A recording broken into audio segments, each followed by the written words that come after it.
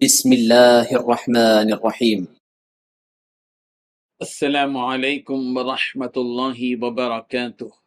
إن الحمد لله نحمده ونستعينه ونستغفره ونستهديه، والصلاة والسلام على سيد المرسلين محمد وآله وصحبه أجمعين، أما بعد.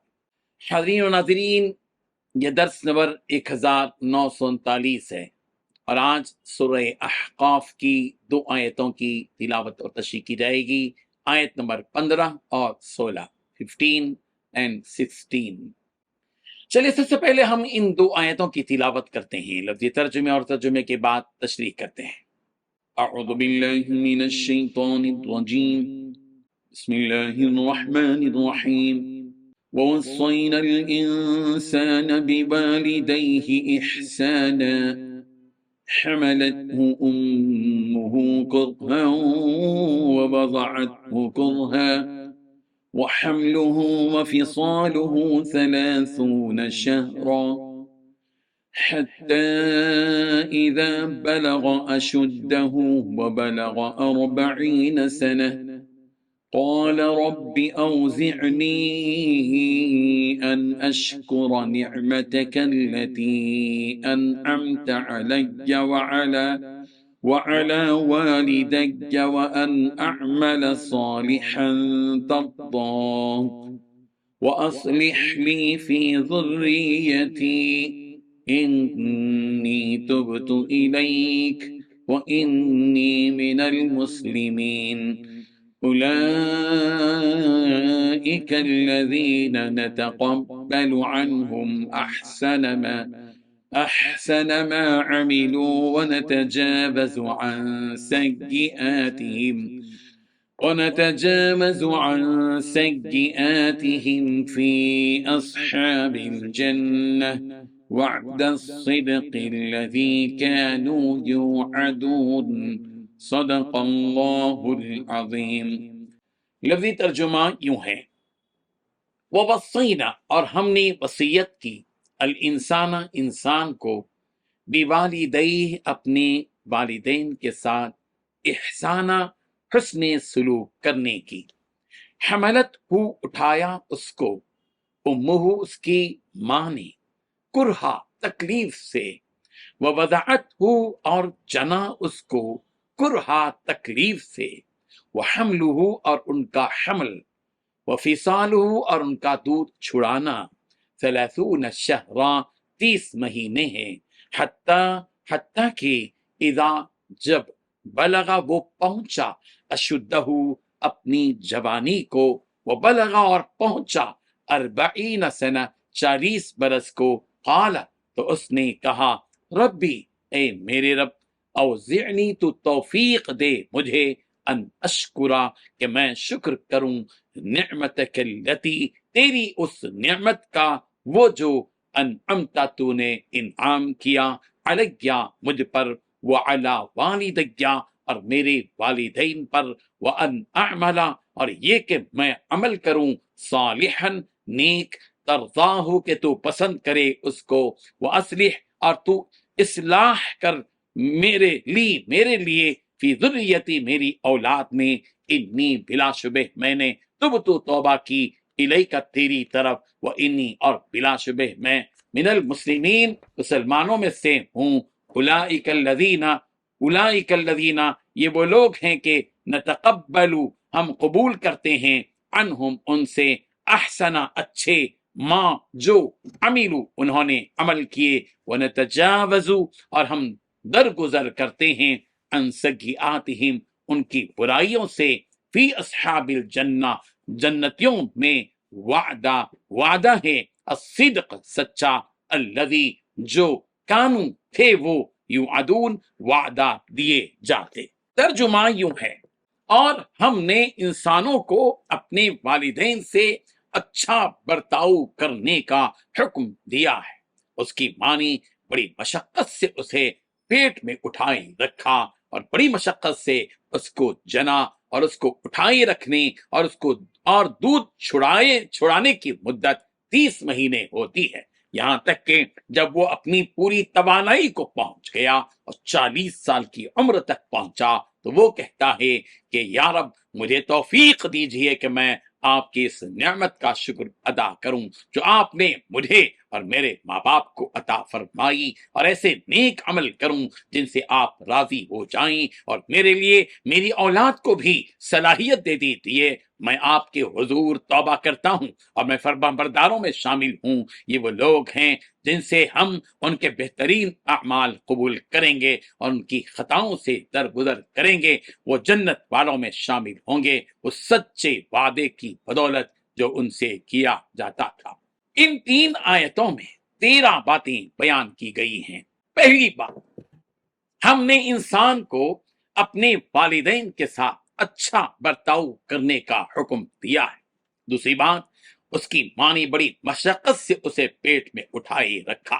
تیسری بات، بڑی ہی مشقت سے اسے جنا۔ چوتھی بات، اس کو اٹھائے رکھنے اور دودھ چھڑانے کی مدت 30 مہینے ہوتی ہے۔ پانچویں بات، یہاں تک کہ جب وہ اپنی پوری توانائی کو پہنچ گیا اور 40 سال کی عمر کا ہو گیا تو کہتا ہے چھٹی بات، یا رب مجھے توفیق دے کہ میں آپ کی اس نعمت کا شکر ادا کروں جو تو نے مجھے اور میرے ماں باپ کو عطا فرمائی ہے۔ ساتویں بات، مجھے توفیق دیجیے کہ میں ایسے نیک عمل کروں جس سے آپ راضی ہو جائیں۔ آٹھویں بات، میرے لیے میری اولاد کو بھی صلاحیت دی دیجیے۔ نویں بات، میں آپ کے سامنے توبہ کرتا ہوں۔ 10ویں بات، مجھے توفیق دیجیے کہ میں آپ کے فرما برداروں میں سے بن جاؤں۔ 11ویں بات، یہ وہ لوگ ہیں جن سے ہم ان کے بہترین اعمال قبول کریں گے۔ 12ویں بات، ان کی خطاؤں سے درگزر کریں گے جس کے نتیجے میں وہ جنت والوں میں سے ہو جائیں گے۔ 13ویں بات، اس سچے وعدے کی بدولت جو ان سے کیا جاتا تھا۔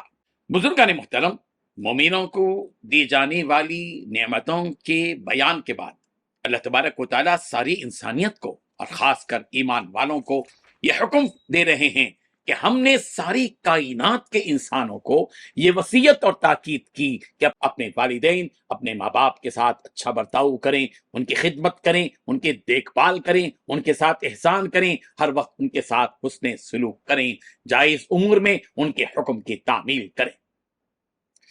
سورہ بنی اسرائیل کی آیت نمبر 23 میں فرمایا گیا، وَقَضَىٰ رَبُّكَ أَلَّا تَعْبُدُوا إِلَّا إِيَّاهُ وَبِالْوَالِدَيْنِ إِحْسَانًا إِمَّا يَبْلُغَنَّ عِندَكَ الْكِبَرَ أَحَدُهُمَا أَوْ كِلَاهُمَا فَلَا تَقُل لَّهُمَا أُفٍّ وَلَا تَنْهَرْهُمَا وَقُل لَّهُمَا قَوْلًا كَرِيمًا وَاخْفِضْ لَهُمَا جَنَاحَ الذُّلِّ مِنَ الرَّحْمَةِ وَقُل رَّبِّ ارْحَمْهُمَا كَمَا رَبَّيَانِي صَغِيرًا۔ ہمارے پروردگار نے اس بات کا فیصلہ کیا ہے کہ تم اللہ کے سوا کسی اور کی عبادت مت کرو اور ماں باپ کے ساتھ احسان کرو۔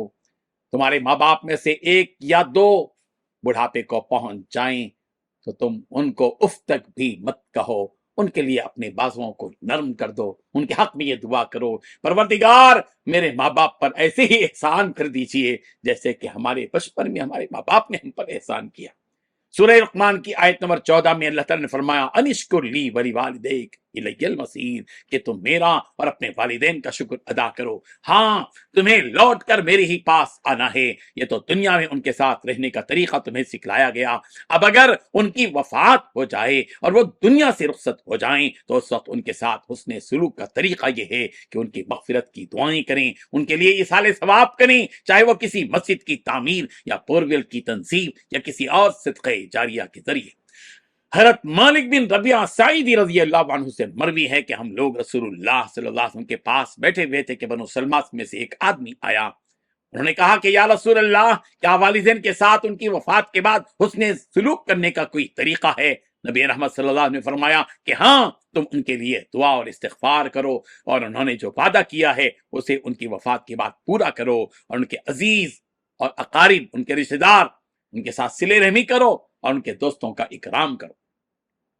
اس حسن سلوک میں ماں کو مقدم رکھنا چاہیے۔ اس کی وجہ بیان کرتے ہوئے اللہ تعالیٰ فرما رہے ہیں کہ خاص طور سے تم اپنی ماں کے ساتھ حسن سلوک کرو، اس لیے کہ اس ماں نے تکلیفوں پر تکلیفیں برداشت کر کے تمہیں اپنے پیٹ میں دوران حمل اٹھائی رکھا۔ اس سے بڑھ کر تکلیف اس نے اس وقت سہی جبکہ اس نے تمہیں جنم دیا۔ اس وقت کی اس کے منہ سے نکلی ہوئی ایک آہ کی قیمت تم ساری زندگی اس کے قدموں میں رہ کر بھی ادا نہیں کر سکتے۔ اس ماں نے تمہیں جننے کے بعد پھر 1.5 سال تک دودھ پلایا، 2 साल तक दूध पिलाया, ये तुम्हारी देखभाल की पूरी मुद्दत हमल से लेकर दूध छुड़ाने तक पूरे 30 माह यानी पूरे 2.5 साल उसने तकलीफों पर तकलीफें बर्दाश्त की। तुम्हारी एक आवाज पर अपनी रातों की नींद कुर्बान करके तुम्हारी राहत की फिक्र की।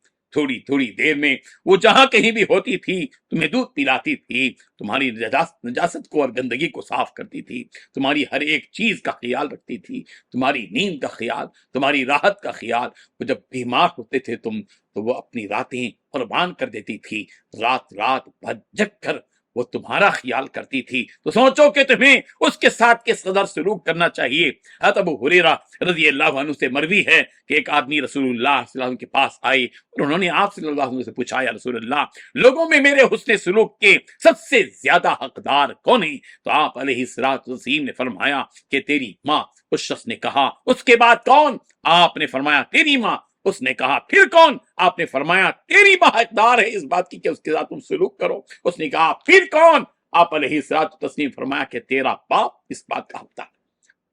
अंदाजा कीजिए कि पैगंबर पहले इब्तिदाई 3 सवालात में सिर्फ माँ का तज़किरा कर रहे हैं, फिर उसके बाप का। इसका मतलब यह है कि बाप का हक जितना है उससे कई गुना ज्यादा, 2-3 गुना ज्यादा माँ का हक है।